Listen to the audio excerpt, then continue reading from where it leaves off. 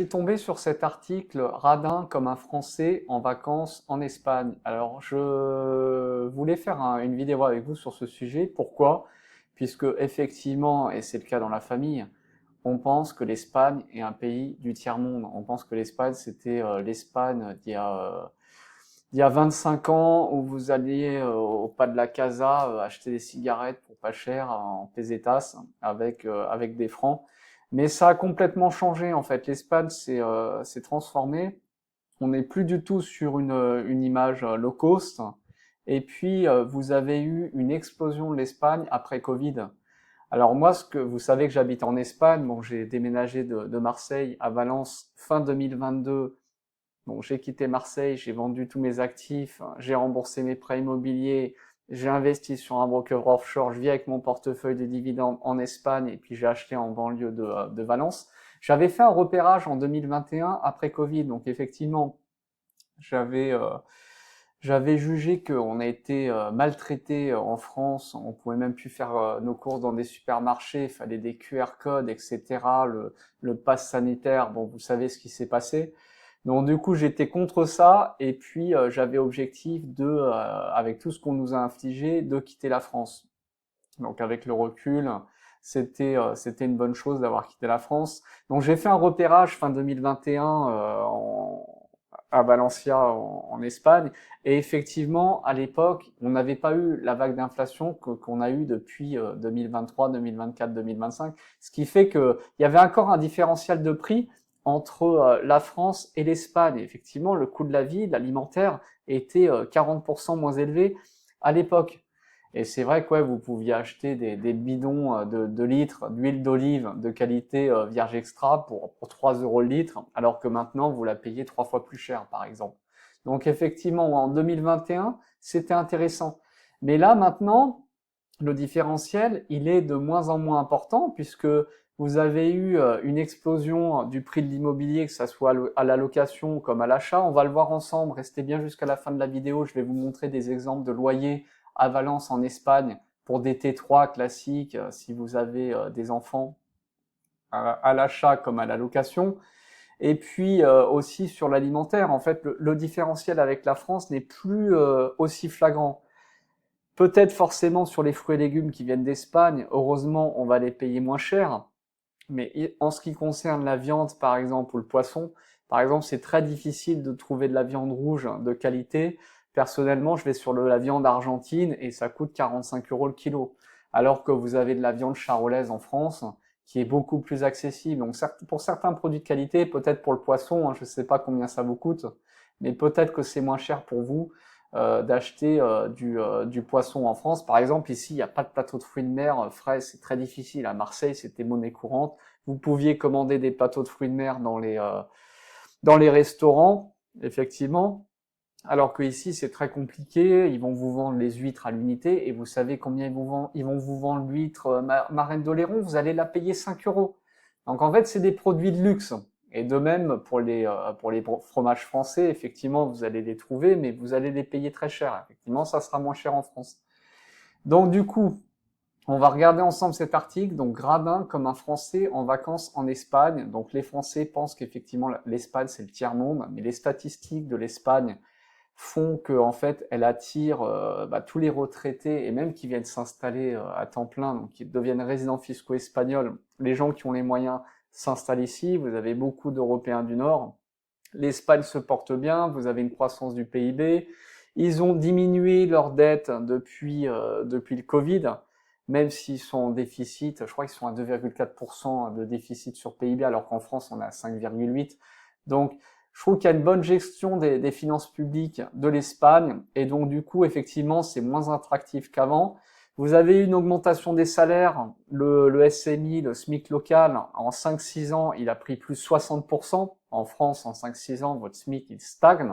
Donc effectivement, on est à 1150 euros pour le SMIC espagnol, on est à 1350 euros en France. Et même pour moi, je vais vous dire, je pense qu'à long terme, à horizon 5-10 ans, même le SMIC espagnol pourra, selon la compétitivité du pays, dépasser le SMIC français. Donc vous imaginez?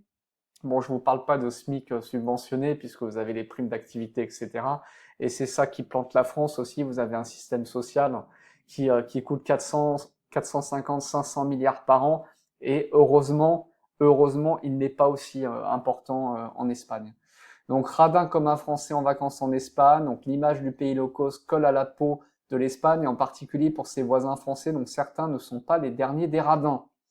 Les Français, ce sont les pires. Dans son salon de coiffure plutôt chic du quartier gothique, Martha prend désormais bien soin de détailler ses tarifs avant le passage au shampoing, sous peine de devoir subir de fâcheuses remarques au moment de l'encaissement. Certains veulent payer ici la moitié de ce qu'ils paient en France et essaient de négocier à la baisse, raconte-t-elle. Soleil, plage et vie peu chère, c'est ce que viennent chercher beaucoup de touristes dans la capitale catalane. Sauf que les prix espagnols ont presque rattrapé les prix français après 2 ans d'une inflation galopante. C'est ce que je vous disais, 2023, 2024, 2025, on s'est fait mais lessiver, que ça soit au niveau du prix de l'alimentaire, comme le prix des loyers et le prix de l'immobilier. Barcelone n'est pas l'Espagne, rappelle Julie.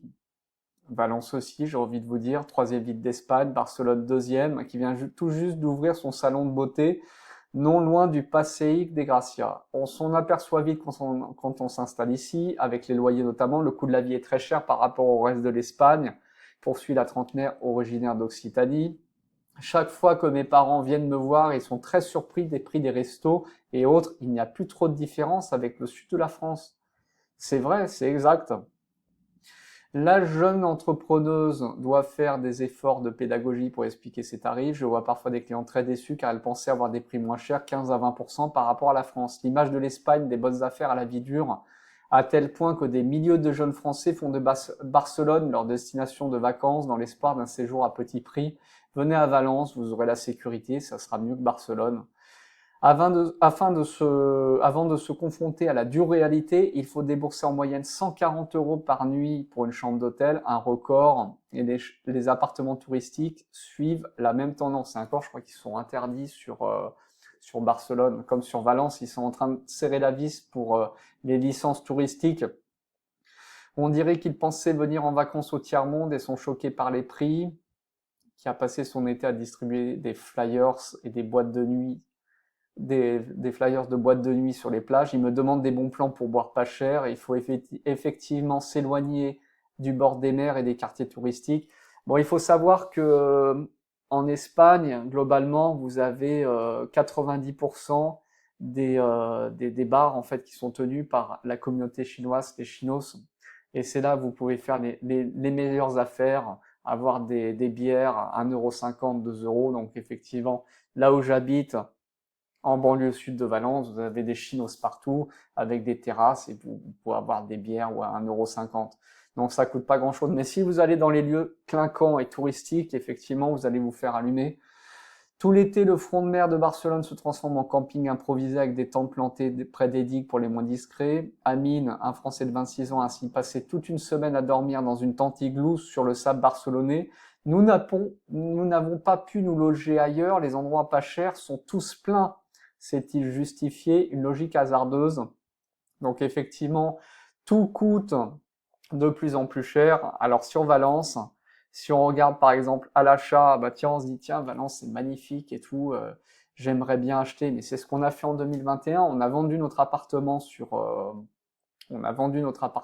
Marseille. J'ai vendu mes appartements puisque je faisais du locatif sur le Vieux-Port, je faisais du Airbnb. Donc j'avais plusieurs appartements, j'ai soldé les prêts. Et effectivement, pour le prix, même pas pour le prix d'un studio sur le Vieux-Port, on a pu acheter un appartement, un T3 dans le sud de Valence, en banlieue de Valence, à 10 minutes du métro Colonne. 10 minutes de métro Colonne, c'est l'hypercentre de Valence, donc un T3. Donc là, vous avez une idée des prix, en fait. On carbure depuis 2022 à 25% de croissance des prix par an. Donc là, on est en surchauffe. Vous avez un acheteur sur 5 qui est étranger, d'accord? Un acheteur sur 5 qui est étranger. Vous avez une communauté ukrainienne très importante. Vous avez 40 000 Ukrainiens qui sont sur Valence. Donc effectivement, il faut monter les prix de l'immobilier. C'est des Ukrainiens qui sont fortunés. Ils roulent dans des grosses voitures, souvent immatriculées UCA. Dites-moi en France, c'est la même chose aussi. Quand on voyait des SUV de luxe, souvent c'est plaques ukrainiennes. D'accord? Et effectivement, ouais, regardez pour un T3, ouais, c'est dur, hein. Là, regardez, on a un 2 pièces, 53 mètres carrés, ou Safa, 300 000, 53 mètres carrés, encore il les fait pas, puisque il faut savoir que la superficie en Espagne comptabilise également les murs, donc c'est pas 53 mètres carrés réels. En fait, vous allez acheter un 45 mètres carrés, voire même un 42 mètres carrés, allez vous enlever 10 mètres carrés. 600 000, 400 000, regardez, c'est plus cher que dans une grande ville française, c'est plus cher que Marseille, c'est plus cher que Lyon, c'est plus cher que Bordeaux. Regardez, hein. Vous avez vu? 197 000 euros, 72 mètres carrés. Torre Eiffel, c'est les quartiers chauds de Valence. Je recommande pas d'habiter là-bas. Et regardez, les quartiers chauds, c'est 200 000 euros. Vous voyez? 200 000 euros pour habiter dans les quartiers chauds. Et effectivement, si vous voulez un appartement à Yora, c'est un quartier qui est sympathique, qui est proche de la playa de la Malvarosa, il faut mettre du 400 000. Il faut mettre du 400 000 euros pour avoir quelque chose de correct. Vous rajoutez les frais de notaire et ça fait 450. Vous voyez? À la location, bah écoutez, c'est pas mieux, hein. C'est plus cher comme dans une grande ville française. Regardez, 1300 euros. Bon, je vous ai pas mis les prix les plus bas parce qu'en fait, c'est des locations touristiques. Donc en fait, on va vous mettre dehors au mois de juin pour pouvoir louer au maximum et vous allez reprendre le bail au mois de septembre ou octobre. Donc du coup, là, les prix du marché, c'est réellement du 1500 balles, hein, d'accord? 1500 balles pour un T3. 6e étage avec ascenseur, Malilia, ouais, éventuellement, c'est pas mal, Malilia. C'est pas mal, c'est proche du centre-ville. Mais ouais, la médiane, c'est plus 1500 balles quand même, hein. Vous avez une demande qui est très importante, ce qui fait qu'en fait, en plus, vous avez les propriétaires, vu que la demande est importante, exigent jusqu'à 6 mois de salaire plus déposit, 6 mois de loyer, excusez-moi, plus déposit. Donc, ça veut dire qu'il faut avancer beaucoup d'argent. Il faut avancer les 6 mois de loyer, plus le dépôt de garantie. Je crois que je sais pas si c'est 2 mois. Donc, 6 plus 2. Donc, vous imaginez, il faut lâcher du 15 000, quoi. Vous devez lâcher 15 000 euros pour avoir l'appartement. Donc effectivement, vous avez une petite idée, mais l'Espagne est de plus en plus chère. Et puis, si jamais j'allais dire, vous vous expatriez, vous vous exilez en fait, hein, puisque moi je me suis exilé, je dis même pas que je suis expatrié. Qu'est-ce que tu fais en Espagne? Je suis réfugié. Voilà, je suis réfugié en Espagne en fait. Donc, il faut que vous ayez une source de revenus. Donc moi, je vis avec mes dividendes, ma compagne a un e-business online. Effectivement, elle est arrivée, elle a voulu postuler dans des entreprises, que ça soit françaises ou alors espagnoles. Et franchement, elle a eu quoi? 2 réponses sur 100 CV envoyés. Donc, n'espérez pas en fait trouver du travail sur place. Effectivement, vous avez les centres d'appel, mais bon, vous allez être une centaine de jeunes, d'accord, pour un poste. Donc du coup, c'est une aiguille dans une botte de foin, autant jouer au loto. Si vous venez en Espagne, il faut que vous ayez votre propre job en fait. Soit vous ayez un business online, ou alors soit vous vivez de revenus du capital. Et là, effectivement, vous n'avez pas besoin de travailler. Mais si vous cherchez un job de salarié, c'est très très compliqué, très honnêtement, puisque effectivement, les entreprises vont privilégier les Espagnols avant d'employer des salariés d'origine étrangère. Et c'est logique en fait. Voilà, donc je voulais réagir sur ce sujet de l'Espagne low cost. Donc c'est plus vrai en fait. Je vais vous dire très honnêtement, c'est plus vrai. Venez à Valence en Espagne découvrir la ville, vous vous ferez une idée. La ville est magnifique, très honnêtement, mais c'est pas low cost. Vous faites des restaurants, les bons restaurants gastronomiques espagnols, paella, etc. Ouais, à deux, vous en avez pour 70-80 euros. Donc faut compter quand même du 40 euros par personne. Je vous parle pas des boui-boui, des restaurants chinois. Effectivement, c'est très bien. Vous pouvez manger pour 25 euros. Mais si vous voulez faire un bon restaurant gastronomique espagnol, il faut compter du 30-40 euros par personne. Donc ça fait une addition, allez, on va arrondir à 80 euros. Donc là, 80 euros, on peut se poser la question de se dire, bah tiens, finalement, c'est moins cher en France, finalement. Voilà, dites-moi ce que vous en pensez dans les commentaires. On est sur une vidéo par jour, on parle de finance et de news. N'hésitez pas à vous abonner pour améliorer mon référencement. Merci à vous pour votre soutien. Bonne journée à vous.